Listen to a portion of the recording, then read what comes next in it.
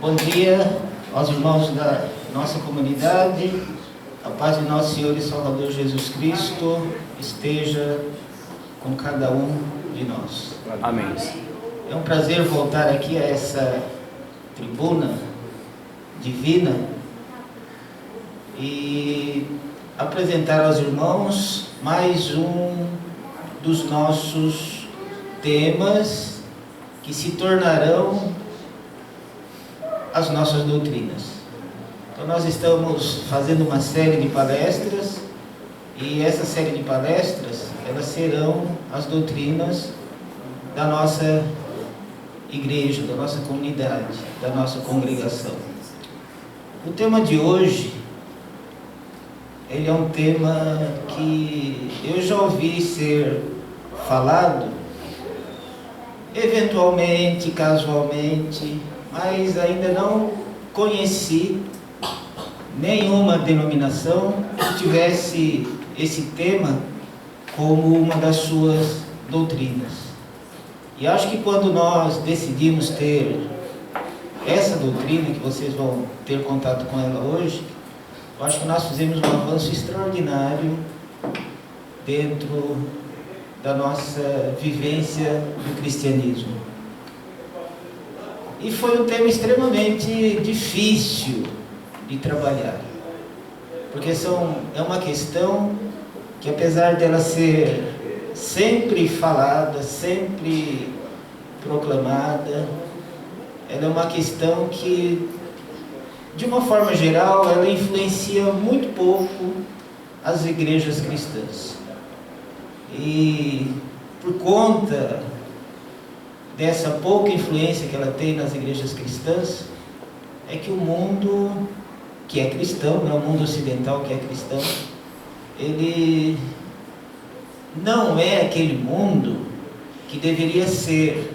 Por exemplo, nós vivemos num país cristão. O Brasil é o país que tem a maior população cristã do mundo. Então nós estamos aí em primeiro lugar em número de cristãos em um país. No entanto,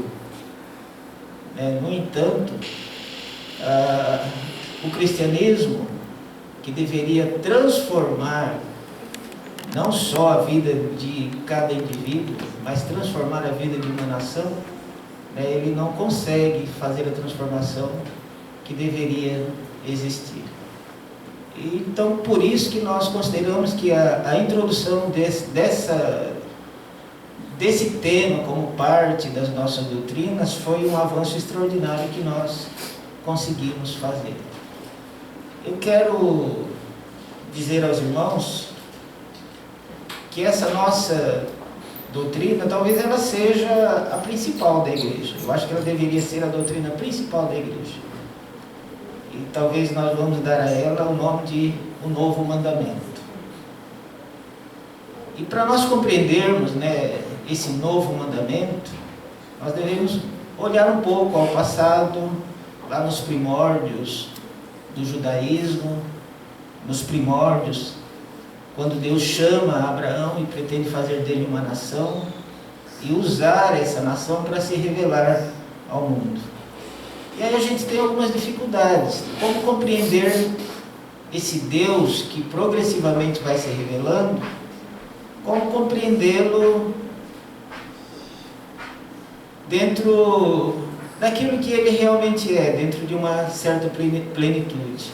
E aí nós temos uma dificuldade muito grande quando nós olhamos lá o Antigo Testamento e vemos algumas coisas que Deus mandou fazer e não conseguimos, talvez, não compreender de uma forma adequada. Eu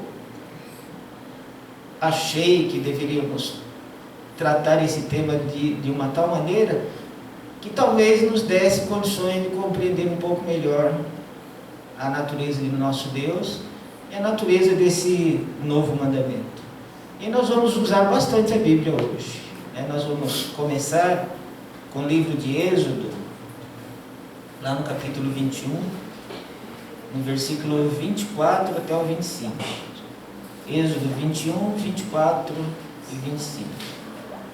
E aí vocês vão ver uma ordem que esse Deus, que progressivamente ele vem se revelando e a gente o encara como Deus de amor, ele dá uma ordem dura, difícil de ser compreendida. Então, no versículo 24 de Êxodo 21, ele diz o seguinte: olho por olho, dente por dente, mão por mão, pé por pé, queimadura por queimadura, ferimento por ferimento, golpe por golpe.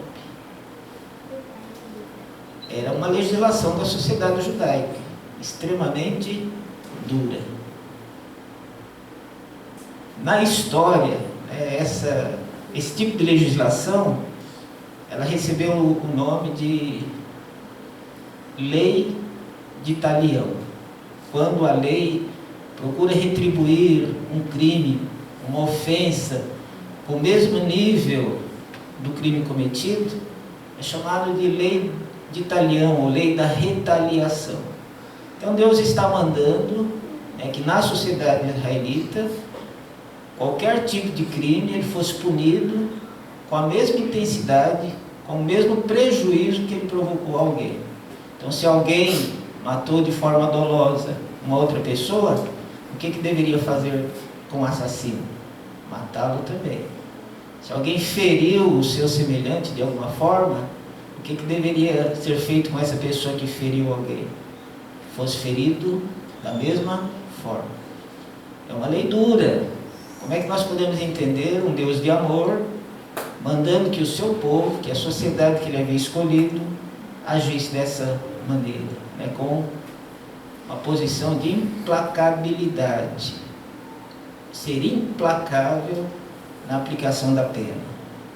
Nós vamos ler também, para vocês perceberem a dureza dessa lei, no livro de Levíticos, capítulo 24, dos versos 19 até o 20. Levíticos 24,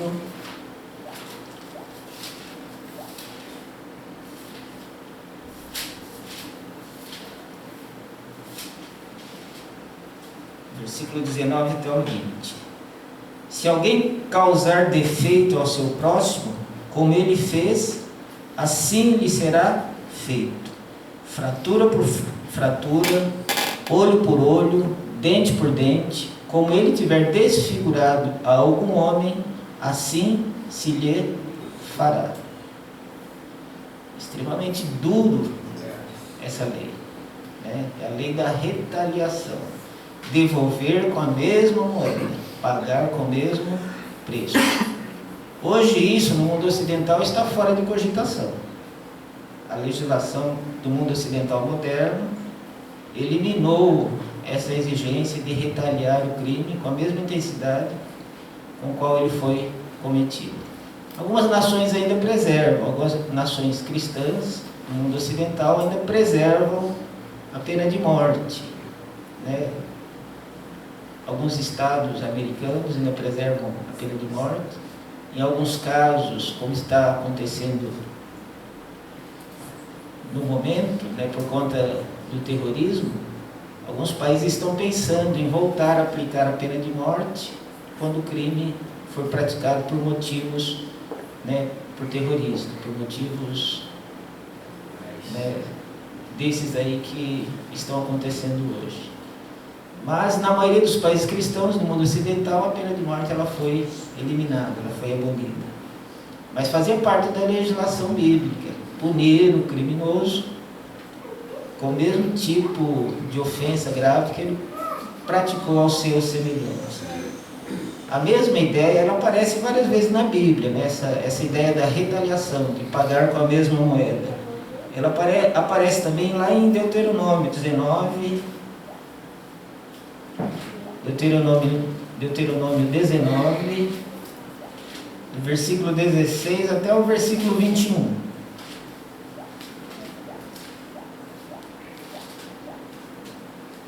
Então diz o seguinte: quando se levantar testemunha falsa contra alguém para o acusar de algum transvio, então os dois homens que tiverem a demanda se apresentarão perante o Senhor, diante dos sacerdotes e dos juízes que houver naqueles dias.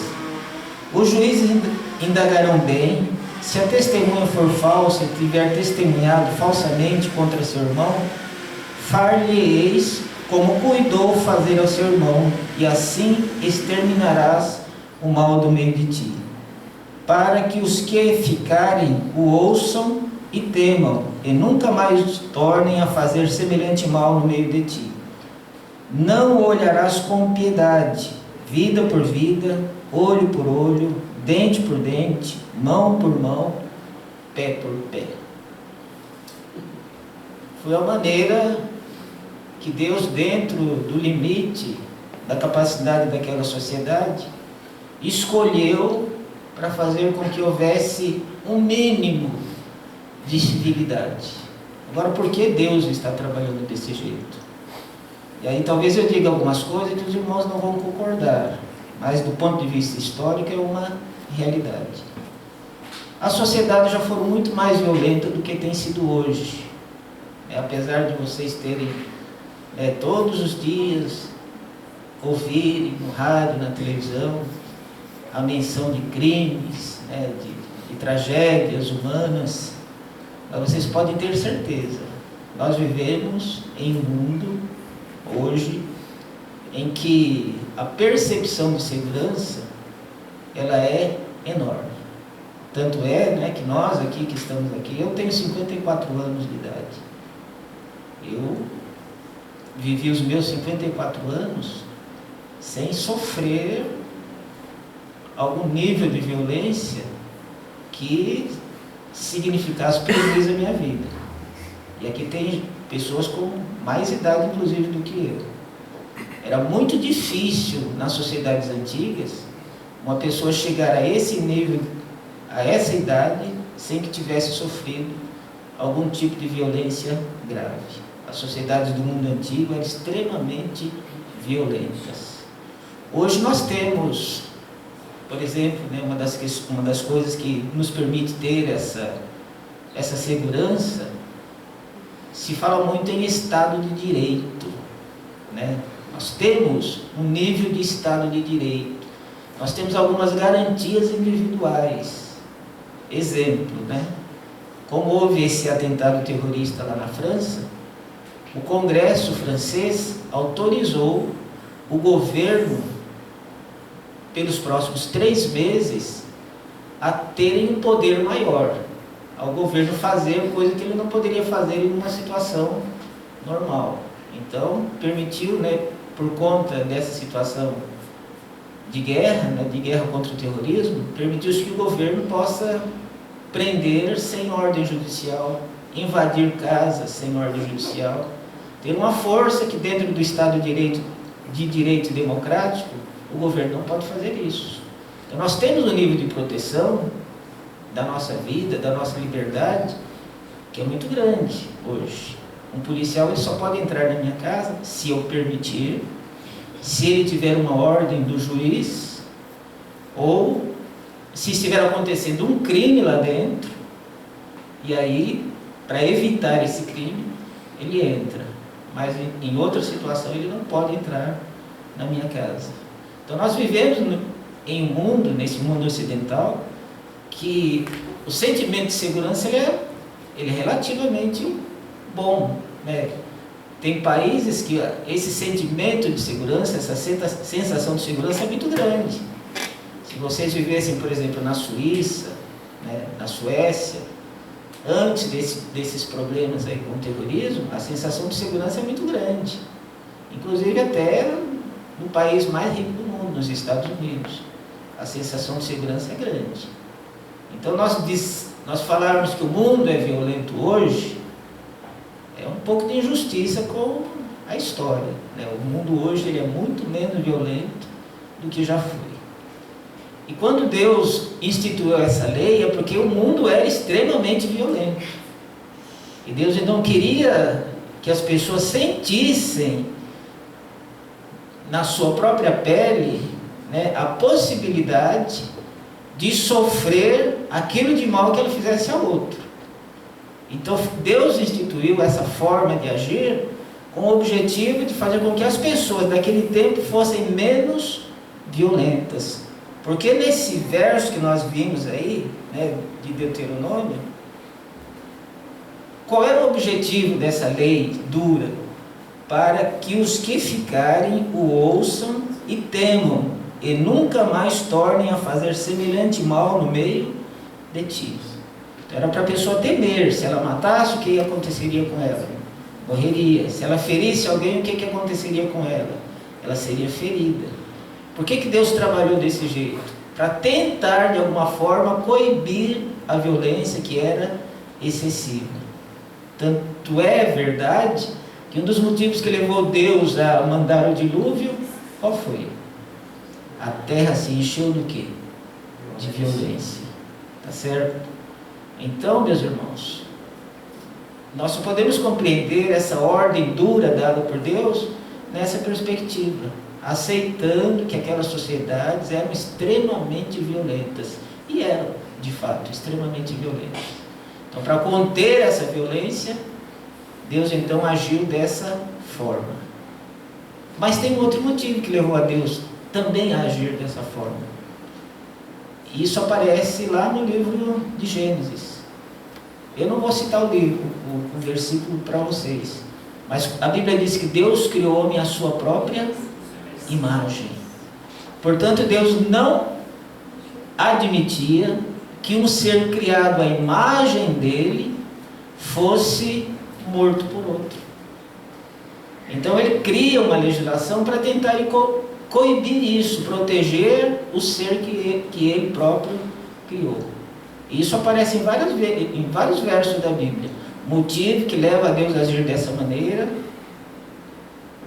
de uma forma implacável na legislação, é para impedir que o próprio homem destrua a imagem de Deus. Alcançou o objetivo? Em parte. Com o passar dos anos, o homem ele vai compreendendo melhor a Deus e as coisas vão se transformando. O homem vai se humanizando cada vez mais, por incrível que pareça. E parece que é uma pregação até antibíblica, não é verdade? Mas à medida que as sociedades foram conhecendo a Deus, foram entendendo a Deus, foram adotando o cristianismo, as sociedades foram melhorando. A gente não pode negar isso. Havia uma intolerância religiosa nos tempos passados extraordinária. Já houve escravidão do homem pelo próprio homem. E o mundo acabou com isso. E por que o mundo acabou com isso? Porque pouco a pouco as pessoas foram compreendendo que o homem é a imagem de Deus. E se todos nós somos imagem de Deus, não tem justificativa para um escravizar o outro, para um matar o outro. E a Bíblia ela vem mostrando esse Deus de amor. Ela vem trabalhando com essa humanidade, né, que se afastou de Deus, que não conhece a Deus na sua plenitude. A Bíblia vem mostrando caminhos. E as sociedades que se aproximam mais das Escrituras, que se entregam mais ao conhecimento das Escrituras, elas vão melhorando. A Bíblia não diz que bendita a nação cujo Deus é o Senhor? Então seria uma incongruência muito grande uma nação se aproximar de Deus, se aproximar das Escrituras e piorar. O correto tem que ser o quê? Se aproxima de Deus, se aproxima das Escrituras. O que tem que acontecer com essa nação? Melhorar. E apesar de algumas pessoas não concordarem com o que eu estou falando, um dos motivos pelos quais a sociedade se humanizou foi as Escrituras. E nós vamos ver isso. Por isso que eu acho que essa doutrina do novo mandamento, ela tem que fazer parte, né? Ela tem que ser a doutrina mais importante da nossa comunidade. E aí eu vou mostrar para vocês por quê. Abram no livro de Mateus, no versículo 5. Aliás, no capítulo 5, no versículo 38. Mateus 5, 38.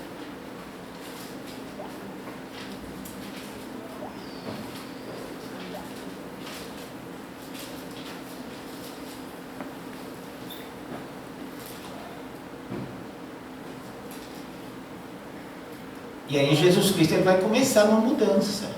Ele está dando uma outra perspectiva ao seu povo. Deu essa nova perspectiva ao judeu, e essa nova perspectiva tem que fazer parte da nossa vida. Ouviste o que foi dito, olho por olho, dente por dente. O que Jesus Cristo está fazendo aqui? Ele está resgatando aquela ordem que foi dada lá no Antigo Testamento por Deus. Ouviste o que foi dito, olho por olho, dente por dente. E ele muda completamente. Eu, porém, vos digo, não resistais ao perverso, mas a qualquer que te ferir na face direita, volta-lhe também a outra. E ao que quer demandar contigo e tirar-te a túnica, deixa-lhe também a capa. E se alguém te obrigar a andar 1 milha, vai com ele 2. Ele mudou ou não mudou? Completamente. Ao invés de você agora pagar com a mesma moeda, você tem que fazer o quê? Aceitar. Se lhe bater na sua face direita, o que você tem que fazer? Oferece a esquerda. Se lhe tirar a capa, o que você tem que fazer? Se lhe tirar o paletó, o que você faz? Tira a calça e entrega também. Está mudando ou não está? Completamente. Está tornando o homem melhor ou não está? Completamente. E aí um exemplo de umas coisas mais belas que eu já ouvi, né, desses 54 anos de vida. Um pai que teve a esposa morta num atentado lá em Paris. Eu não sei se vocês viram isso. Ele divulgou uma carta na internet. E ele disse o seguinte: os terroristas não teriam o ódio dele. Ele não odiaria os terroristas. Tiraram o mais precioso que ele tinha, dele e da filhinha dele. Tiraram a mãe dele. Mas o ódio ele não iria dar. Eles não seriam odiados por essa pessoa. Essa pessoa tem Deus no coração ou não tem? Tem. O que essa pessoa fez? Virou outra face. Fez o que Cristo mandou ou não fez? Se ele saísse pregando ódio, resolveria o problema? Não. Ele pregou o quê? O amor. E é isso que Jesus Cristo ensina. O novo mandamento é esse. Versículo 42. Dá a quem te pede, e não volte as costas ao que deseja que se lhe empreste. Esse é o novo mandamento. Mateus 5, 43 a 48. Aí mesmo, só um pouquinho para frente. Ouviste que foi dito: amarás o teu próximo e odiarás o teu inimigo. Eu, porém, vos digo: amai os vossos inimigos, orai pelo que vos perseguem. E aí, irmãos, olha que coisa extraordinária.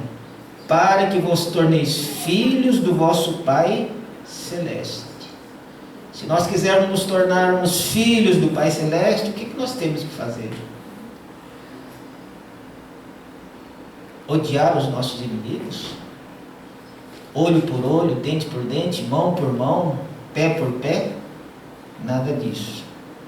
Mas nós devemos fazer o que aos nossos inimigos? Amá-los e orar pelos que nos perseguem. E fazendo isso, em que nós nos tornamos? Para que vos torneis filhos do vosso Pai Celeste, porque Ele faz nascer o seu sol sobre maus e bons, e vir chuva sobre justos e injustos. E continua: porque se amardes o que vos amo, que recompensa tendes? Não fazem os publicanos também o mesmo? Não existe virtude nenhuma em amar o que nos ama. Existe virtude em amar os nossos inimigos. E quando a gente consegue chegar a esse nível, nós nos tornamos o quê? Filhos do nosso Pai Celestial. E aí nós começamos a compreender Deus.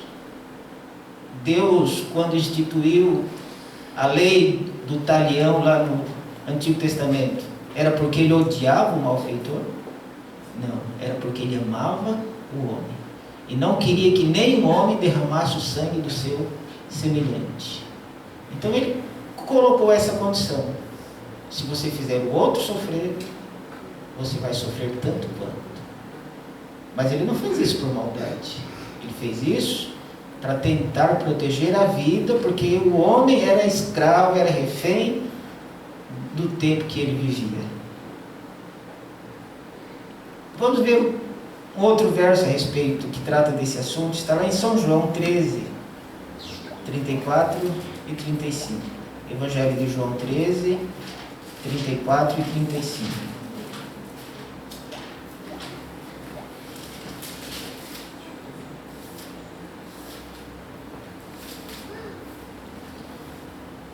E olha só que coisa bela: um novo mandamento vos dou, que vos ameis uns aos outros, assim como eu vos amei, que também vós ameis uns aos outros. Nisto conhecerão todos que sois meus discípulos, se tiverdes amor uns aos outros. Então vejam a importância desse novo mandamento. Como é que o mundo vai ver em nós o discipulado de Cristo? Como é que o mundo vai saber que nós somos discípulos de Cristo? É porque eu vou sair por aí dizendo que eu sou discípulo de Cristo, que eu vou bater de porta em porta lá, oferecer um estudo bíblico e tentar convencer uma pessoa a vir para a minha comunidade? É assim que eles vão saber que eu sou discípulo de Cristo? Não. Eles saberão que eu sou discípulo de Cristo se eu tiver amor pelos meus irmãos. Amém. Aí eles saberão. Eu nem precisaria dizer. As minhas ações pregarão aquilo que a minha boca nem precisará dizer. Então, por isso a importância da gente colocar o novo mandamento como a doutrina, e talvez a doutrina mais fundamental da igreja. Não é a guarda do sábado, não é a abstinência de animais impuros, não é qualquer outra doutrina, mas a doutrina fundamental de qualquer comunidade cristã que queira ser genuinamente cristã é adotar o novo mandamento como prática de vida. E aí vocês vão ver por quê, né? É tão importante esse novo mandamento. Abram lá no livro de 1 São João, 1 São João 2, 7 a 11.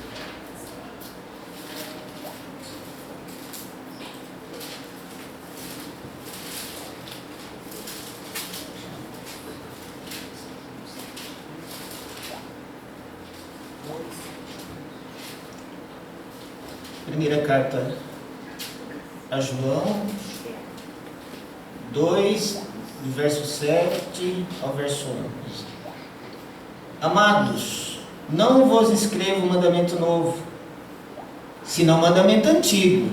E quando ele fala desse mandamento antigo, ele não está falando lá dos 10 mandamentos, mas ele está falando do mandamento que ele ouviu da boca de Cristo, o novo mandamento, o qual desde o princípio tiveste. Esse mandamento antigo é a palavra que ouviste. Todavia vos escrevo um novo mandamento, aquilo que é verdadeiro nele e em vós, porque as trevas se vão dissipando e a verdadeira luz já brilha. Aquele que diz andar na luz e odeia seu irmão, até agora está nas trevas. Portanto, ódio não pode haver no nosso meio. Ter ódio no coração é andar em trevas. Não vem de Deus. Não é coisa do céu. É coisa do inimigo. Aquele que ama seu irmão permanece na luz, e nele não há nenhum tropeço. Quer estar na luz? Não é questão de devolver dízimo. Não é questão de guardar o sábado, de pôr do sol ao pôr do sol. Não é questão de se abster de animais impuros. Quer andar na luz? Ame seu irmão. Aquele, porém, que odeia seu irmão está nas trevas, e anda nas trevas, e não sabe para onde vai, porque as trevas lhe cegaram os olhos.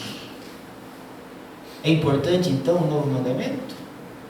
Ele é fundamental. ele não é... Eu acho que é a única coisa que permite que nós sejamos salvos por Jesus Cristo é a prática do novo mandamento.